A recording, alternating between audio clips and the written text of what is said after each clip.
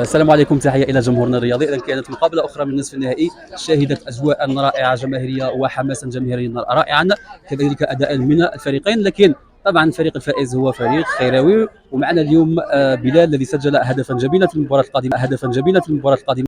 والله ما سمعتك. سجل هدفا جميلا في المباراة القادمة. هي نضحكوا كامل هي. اليوم سجل هدفين.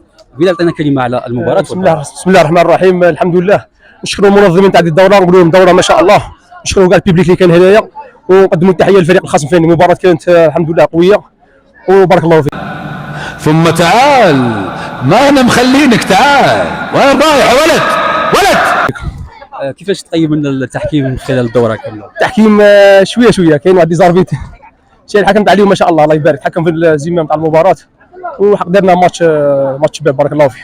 كيفاش يعني تشوف المستوى تاع الدوره من خلال المستوى الذي قدمته مجموعه كبيره من الفرق اللي كانت اغلبها فرق جيده ان لم نقل ممتازه؟ الدوره ما شاء الله ما كاينش فرق ما بين لي زيكيب بزاف، كل فريق عنده نقاط الضعف تاعو ونقاط القوه تاعو، نصف النهائي ما شاء الله يتاهلوا مره ما شاء الله. نتمنى لكم التوفيق في المباراه القادمه. شكرا جزيلا.